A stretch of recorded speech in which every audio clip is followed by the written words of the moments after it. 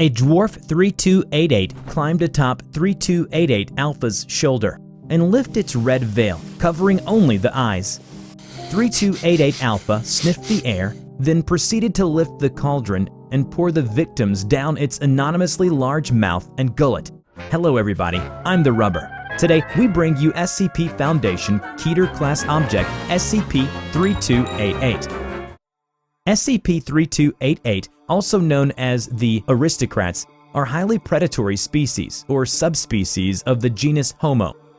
3288 instances are mutated and deformed to an inhuman degree. They are completely hairless and have chalk white, light-sensitive skin. Their arms are fully twice as long as a human's and in polydactyl hands, covered in enamel.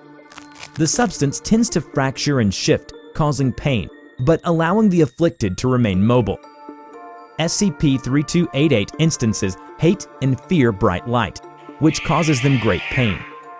The mental state of 3288 are unstable, primarily characterized by delusions of grandeur and malignant narcissism. 3288 are usually about human-sized, often slightly shorter due to their pronounced hunchbacks, but some instances can grow much larger than any human.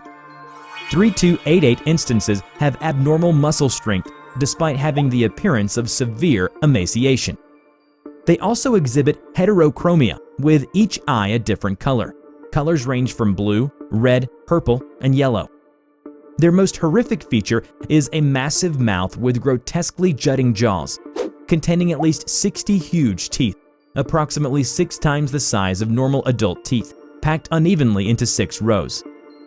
3288 are also addicted to eating human flesh, primarily targeted the most vulnerable of the population, such as prostitutes, unsupervised children, transients, and inebriated or otherwise indisposed individuals. These detrimental traits have not been only negated but inversely amplified, resulting in longer lifespans, increased resistance to disease, and anonymously high levels of fertility. SCP-3288 pregnancies have a gestation period of around 2 weeks and usually produce multiple offspring, which reach physical and sexual maturity in less than 2 years. According to the entries by Leopold I, it seems that the creation of SCP-3288 is the result of the introduction of an anomalous gene into the Habsburg family bloodline. This gene allows human DNA to resist certain deleterious conditions associated with inbreeding. The House of Habsburg continued its practice of inbreeding. Those with significant deformities were hidden from the public. The Habsburg monarchs even created vast vaults to house them, and those who more closely resembled baseline humans remained on the surface. Documents reveal that the lifestyle of those who live in the vault is as luxurious as the one above. The request of food, wine, and entertainment over time become eccentric and strange, and eventually depraved. Among these requests was a substantial supply of human corpses, killed by the Great Plague of 1738, for use as food. Among the entries, there's one document that contains a list of vaults. The Foundation has used this information to locate and neutralize SCP-3288 hives, but half of the document was illegible due to mold-related damage. This means that at least half of these vaults will continue to be a significant threat to the public. SCP-3288 were first found out by the Foundation in 1988. They became aware of 3288 while investigating reports of unexplained disappearances in Vienna. It was discovered that these incidents occurred near sewer holes and access tunnels. 2 agents were dispatched to Vienna to determine whether or not those unexplained disappearances were of an anomalous nature. Interviews with law enforcement and government officials revealed that human remains belonging to 3 individuals had been recovered, but that this information was not released to the public due to concerns of causing further panic. These remains were then delivered to Humanoid Containment Site 282 in Graz. Autopsy reports noted that the 3 remains displayed no injuries corresponding with a human attacker. The doctor concluded that all sustained injuries were caused by a mix of teeth, claws, and raw physical strength. Further analysis revealed unique patterns among the bite marks, suggesting that there existed more than one source. In order to track down 3288, Mobile Task Force Sigma-6 was ordered to patrol the Leopoldstadt district, which has the highest number of recorded disappearances. Operatives are instructed to target 3288 with tracking darts and to refrain from lethal force. Their first operation happened on the 10th of June, 1988. 12 MTF Sigma-6 operatives patrolled the Leopoldstadt district in the evening. 2 hours later, operatives 12 and 09 reported hearing a muffled scream near the Donut Canal and sought to investigate the matter while requesting backup. Support arrived 3 minutes after the initial request and found the mangled remains of both operatives, as well as the half-consumed body of a local civilian. Operative 12's head was detached from his body and was never located. His neck had sustained injuries suggesting that it had been severed or destroyed by a single bite. A trail of blood and entrails led to Operative 09, who had been torn in half along the waist. He had successfully crawled into an alleyway before succumbing to his injuries. The mission was deemed a success despite the loss of life, as Operative 09 had successfully struck the SCP-3288 instance with a tracking dart. The entity had escaped into the sewers, its movements tracked until the signal began to fade before entirely disappearing. A month later, MTF Sigma-6 operatives were sent out again to the last known location of 3288. The Foundation hoped to minimize the possibility of escape and public exposure. Therefore, this time, they can use lethal force, if necessary. After several hours of investigation, Operatives 04 encountered human skeletal remains while wading through waist-deep water. Closer analysis of this area uncovered several loose bricks, which removal revealed an unrecorded subterranean chamber, whose walls were engraved with the House of Habsburgs coat of arms. The chamber included 24 sarcophagi and was presumably a family crypt belonging to the House of Habsburg. Prying open the sarcophagi revealed the skeletal remains of over 300 victims, all displaying severe and likely fatal deformities. At the far end of the crypt was a vault door composed of bronze, with no apparent means of access, and seemingly impenetrable without proper equipment. The door displayed the House of Habsburg coats of arms and was engraved with the words, "For purity of blood." MTF Sigma-6 operatives were ordered to hold their current location and await the arrival of an infiltration team. Foundation agents organized the temporary evacuation of the city and the sealing of all sewer access points. Finally, after many attempts to open the vault door, the bronze gate was finally carved apart via oxyfuel cutting torches and revealing a spiral staircase. An 8-person squad descended the staircase, with radio transmission growing increasingly faint as the operatives traveled down the stairs. Red ground flares were periodically lit and discarded, providing a clear path of return. Operatives reached the bottom of the stairwell, where the gray stone halls of the crypt were replaced by architectural designs resembling 18th century depictions and reflecting the early Rococo artistic style popular during the era. The location, hereafter known as SCP-3288-1A, contained various sculptures and Corinthian columns, while paintings and tattered tapestries adorned its walls.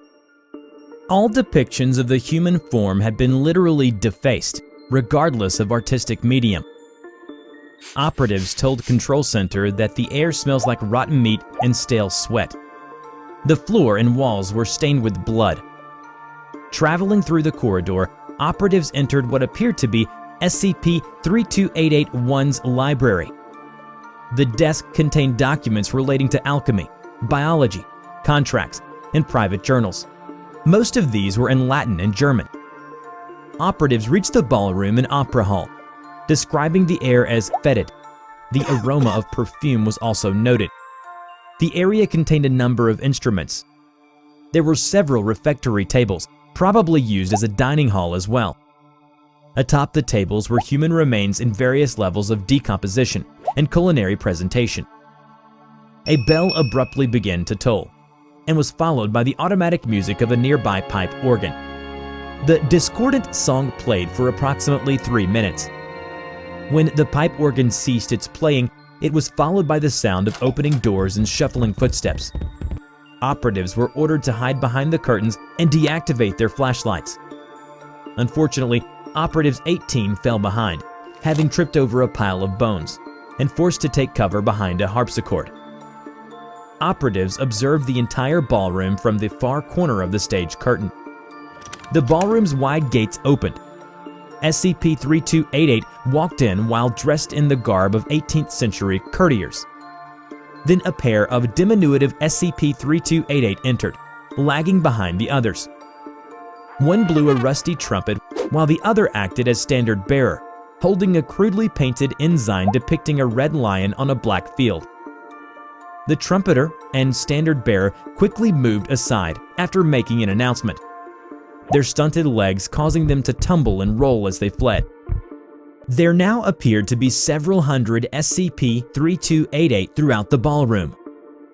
Operatives 01 activated a silent distress call, requesting heavy support. All 3288 proceeded to kneel and lower their heads. An exceptionally corpulent instance of SCP-3288, classified as SCP-3288 Alpha, entered the room, carried by other SCP-3288 via an enlarged and reinforced sedan chair. 3288 Alpha was dressed in a patchwork of noble finery, stitched together from various fabrics to create a single outfit capable of fitting its frame. It wore a crown that had come to more closely resemble a torture device, too small for its head but held in place by an overgrowth of flesh. In lieu of a masquerade mask, it hid its face beneath a red shroud. A large iron cauldron containing deformed living victims was delivered to SCP-3288 Alpha's table. A dwarf 3288 climbed atop 3288 Alpha's shoulder and lifted up its red veil, covering only the eyes. 3288 Alpha sniffed the air, then proceeded to lift the cauldron and pour the victims down its anonymously large mouth and gullet. The other 3288 raised their masks and began to feast. An exceptionally tall specimen approached the harpsichord and snatched Operative 18 from behind it. The entity unhinged its jaw and quickly forced the operative down its throat first. His screams unheard among the sounds of feasting and discordant music. Suddenly, an explosion rocked the event, causing mass casualties among the 3288. It is hypothesized that Operative 18 survived his ordeal and was able to activate an explosive device, sacrificing himself in order to terminate 3288. Panic spread among the remaining 3288. MTF Sigma-6 took this opportunity to release 3-methylfentanyl to make 3288 unconscious. With the arrival of reinforcements, the survivors were secured and contained at Humanoid Containment Site 282. The sheer size of SCP-3288 Alpha necessitated the use of a specialized crane and the creation of a shaft directly connecting SCP-32881 to the surface. Following the removal of SCP-3288 Alpha, SCP-32881 was filled with cement and reburied. Dr. Ritter waited patiently in quiet disgust as His Imperial Majesty, Emperor Maximilian the Great, greedily shoveled his meal down his cavernous gullet. The staff had taken to calling him King Max. Dr. Ritter secretly hoped that the reckless speed at which Max ate, coupled with the fact that he never bothered to chew his food, would eventually result in him choking to death. But so far, there had been no such luck. He supposed that if the creature's horrid table manners hadn't gotten him killed yet, then his anatomy was probably sufficiently non-human to render choking a moot concern. You done? Patience, dear boy. Patience. What's the rush? One should take their time to enjoy a feast. Chew slowly and thoroughly. Savor every bit of flavor it can offer. A life was slaughtered for this, you know. It'd be blasphemous to consume it without giving the proper respect it deserves. Dr. Ritter groaned as King Max took another bite off the meat, delicately this time. Say, it wouldn't be much of a feast if I'm the only one eating, would it? Care to join me, Dr. Ritter? Dr. Ritter shuddered as he looked at the mountain of hideously prepped food in front of King Max.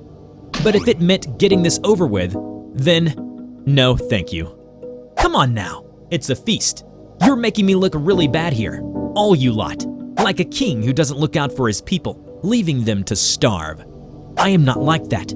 Surely you know that. King Max stood up and waved his food around with a grimace on his face. Juices and bits and pieces of meat splattered across the floor and table. Messily, half-chewed bits of food fell out of his mouth as well. It irked Dr. Ritter greatly. He then sat back down and tossed the half-eaten food carelessly onto the table. You're honestly ruining my mood here, Doctor. I think I shall retire to my chamber now. But you agreed to— I am enervated, Doctor. Fine, my apologies. Please let me join in the feast. Very well. King Max paused and looked straight into Dr. Ritter's eyes. Then, with a wry smile, it said, "Get on your knees and beg for it like a peasant." Dr. Ritter could barely manage to stop himself from cursing out loud and jeopardizing the interrogation. King Max looked him dead in the eyes for a moment. He let out a guffaw, extremely pleased at the sight of an insulted Dr. Ritter. Dr. Ritter could only remain seated across the table, grappling with his seething rage within as he watched the foul creature swallow another piece of meat. Hello everybody, I'm TheRubber. Today, we bring you a tale from the SCP Foundation. Despite his scientific training and years of experience with the Foundation, Dr. Ritter couldn't bring himself to view his assigned subject objectively. When he sat across from the awfully bloated King Max, he saw only a monster from a fairy tale. Not a modern, Disneyfied fairy tale either, but an old European folktale where children were eaten alive, and not all villains got what they deserved. At roughly 3,600 pounds, Max was over 2.5 times the weight of the heaviest human on record. He was basically the size of an adult male hippopotamus. His diet required 54,000 calories per day to maintain, and the Foundation was more than willing to oblige. Max likely knew the locations of other SCP-3288 hives, which the Foundation desperately needed to prevent his kin from eventually overrunning the planet. Torture had proven ineffective, so they decided it would be best to try a more hospitable approach by providing their royal guests with any and all reasonable requests. They had dressed him in a modified caparison originally meant for a horse. It was not for His Imperial Majesty's dignity, but more for the comfort of the staff. They let him keep his crown since they couldn't safely remove it from the carbuncular outgrowths holding it in place without surgery. They even gave him a throne by putting his immobile body over a hole in the floor connected to his personal septic tank. This too was more out of necessity than courtesy, as both the volume and intensity of the king's imperial stool was beyond any ordinary plumbing. Food, however, was always King Max's most pertinent demand. Despite his pretensions of nobility, he was not a very picky eater. The bulk of his diet consists of rice, oats, and pasta, supplemented by stale cafeteria leftovers. With a robust immune system and stomach acid as strong as a crocodile's, there was very little the corpulent king could not stomach. And stomach he did. 70 pounds of it a day, enough to feed some people for a month. Though most of his fare was either cheap or rotten, His Majesty did have one particular addiction: no exceptions. The Foundation was forced to oblige if they wanted his cooperation. Just for this interview, a literal pound of flesh, retrieved from some D-class killed in action, and unused corpses the Foundation had lying around, was presented to the king as his reward for good behavior. It sickened Dr. Ritter, all of it. He tried to suppress these thoughts. He told himself to think of all the lives they could save if they could just get this fiend to disclose the location of the other hives. But it didn't work. This abomination had been gorging itself to superhuman obesity on innocent humans for over half a century before the Foundation found it. Now that it's in containment, they're still giving it human flesh? Weren't those D-class more human than whatever this thing was? Didn't they deserve better? Doesn't this bastard deserve worse? Dr. Ritter showed little sign of his inner turmoil, merely pushing up his glasses and clearing his throat before starting the interrogation.